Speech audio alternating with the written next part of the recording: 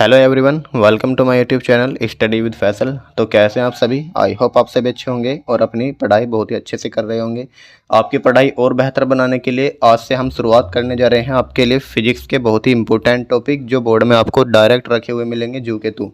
तो जो आपकी फिजिक्स पार्ट दो हैं, इसके पहली पार्ट और सेकंड पार्ट। इसमें आज हम पहली पार्ट का जो एक फर्स्ट चैप्टर है उसमें से कूलॉम का नियम, ये बार बार पूछा जाता है बोर्ड में और इस बार भी 100% आने के इसके चांसेस हैं। तो बहुत ही ज़्यादा इंपॉर्टेंट क्वेश्चन है ये।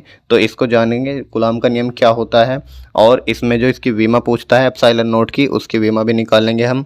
तो वीडियो के लास्ट तक बने रहना है। और जो भी बच्चे अभी चैनल पर जुड़े हैं या जिसने अभी तक चैनल को सब्सक्राइब नहीं किया, पहले तो सब्सक्राइब कर लें और वीडियो को शेयर कर दें अपने साथियों को ताकि उन्हें भी हेल्प मिल सके। तो चलिए वीडियो को स्टार्ट करते हैं।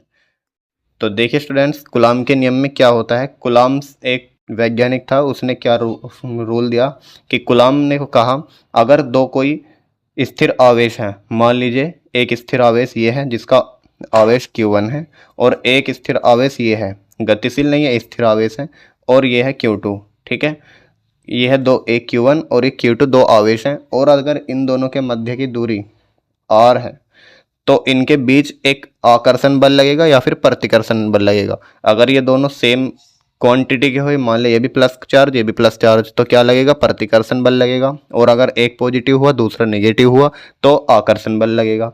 तो उसने बताया यदि दो चार्ज हैं जिसके आवेश Q1 और Q2 हैं, एक दूसरे से R दूरी पर रखे हों, तो उनके जो मध्य लगने वाला आकर्षण बल या प्रतिकर्षण बल, उसको नाम दे दिया विद्युत बल। तो इनके जो मध्य लगने वाला विद्युत बल है उसका मान सेम उसी प्रकार होता है जैसे गुरुत्वाकर्षण बल का नियम पढ़ा होगा आपने न्यूटन का, कि अगर दो मास m1 और m2 एक दूसरे से r दूरी पर रखे हों तो दोनों के मास के गुणनफल के समानुपाती और बीच की दूरी के वर्ग के व्युत्क्रमानुपाती। तो सबसे पहले लिखेंगे यहाँ पर, इस नियम के अनुसार, इस नियम के अनुसार, जब भी किसी नियम के अनुसार लिखते हैं हमेशा इन्वर्टेड कोमा में लिखना। इस नियम के अनुसार दो स्थिर बिंदु आवेशों के मध्य, दो स्थिर बिंदु आवेशों के मध्य लगने वाला वैद्युत बल, लगने वाला वैद्युत बल। अब वो वैद्युत बल या तो आपका आकर्षण बल हो सकता है या फिर प्रतिकर्षण बल हो सकता है। तो लिखेंगे इसमें आकर्षण बल या प्रतिकर्षण बल,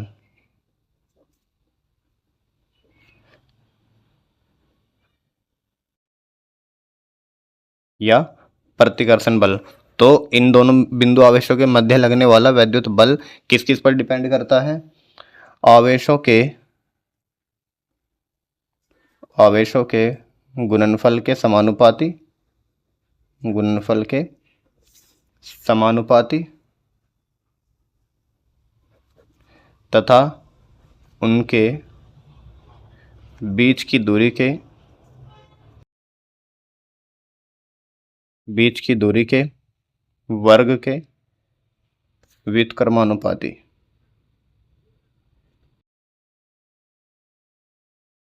होता है। यहाँ इन्वर्टेड कोमा क्लोज कर देंगे। अर्थात यानी इसका कहने का मतलब क्या है, जो कूलॉम के अनुसार लिखेंगे, कूलॉम के नियमानुसार, अर्थात कूलॉम के नियम के अनुसार उसने क्या बोला कि जो इन दोनों के मध्य लगने वाला विद्युत बल है इसको हम F से रिप्रेजेंट करेंगे। तो विद्युत बल या वैद्युत बल भी बोल सकते हैं इसको, वैद्युत बल F प्रोपोर्शनल होगा किसके? दोनों आवेशों के गुणनफल के समानुपाती, यानी Q1 और Q2 के, तो समानुपाती। तथा F प्रोपोर्शनल होगा किसके? उनके बीच की दूरी के वर्ग के व्युत्क्रमानुपाती। बीच की दूरी है R, तो इसका व्युत्क्रमानुपाती होगा 1/r और इसका भी लेना है वर्ग, यानी बीच की दूरी के वर्ग के व्युत्क्रमानुपाती होता है। ये भी F का मान है, ये भी F का मान है, तो हम एक ही F लिख सकते हैं और प्रोपोर्शनल साइन आएगा, ऊपर आ जाएगा Q1 Q2 और अपोन में आ जाएगा R²। तो F प्रोपोर्शनल होता है Q1 Q2 के और 1/में R² होता है। जब भी फिजिक्स में प्रोपोर्शनल साइन हटता है हमेशा एक कांस्टेंट वैल्यू आती है। तो इसमें हम एक कांस्टेंट वैल्यू मानेंगे 1/4 पाई एप्सिलॉन नॉट के, ये हो जाएगा कांस्टेंट, और Q1 Q2 अपोन में आर स्क्वायर, ये एज इट इज रहेगा। ये है आपका कूलम्ब्स नियम का फॉर्मूला, जहां ये क्या है 1/4πε0, 1/4πε0 ये है आपका विद्युत स्थिरांक, विद्युत स्थिरांक यानी एक कांस्टेंट है विद्युत का।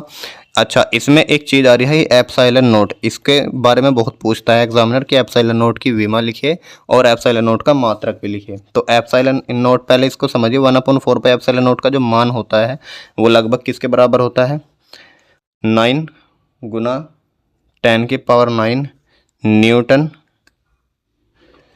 मीटर स्क्वायर प्रति कूलम्ब स्क्वायर।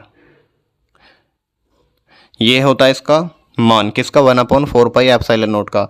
अब ये जो इसका मात्रक आया है ये कैसे आया, ध्यान से सुनिए। अगर मुझे इसका मात्रक निकालना है ओनली 1/4πε0 का, ठीक है, इसका मात्रक निकालना होगा तो इसको इधर ट्रांसफर करेंगे और Q1 Q2 को बटे में लेकर आएंगे।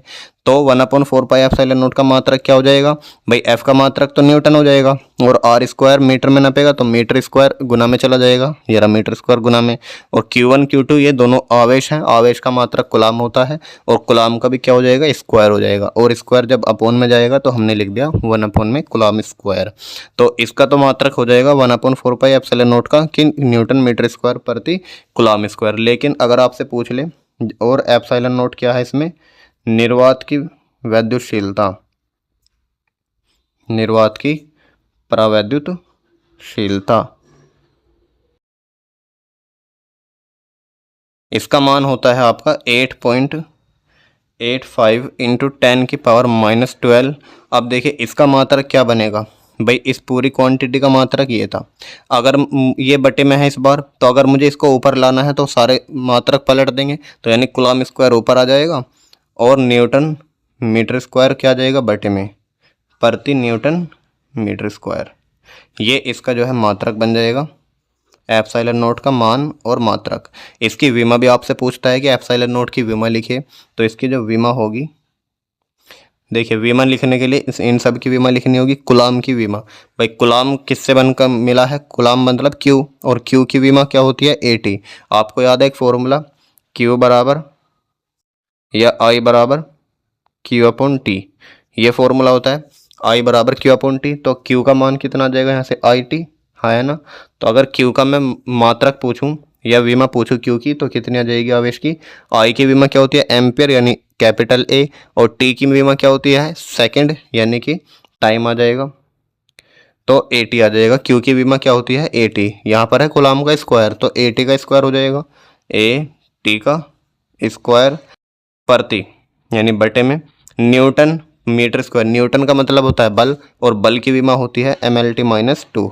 ये आपको याद होगी, 11th क्लास में अच्छे से याद कराई थी। न्यूटन की विमा क्या होती है, MLT-2।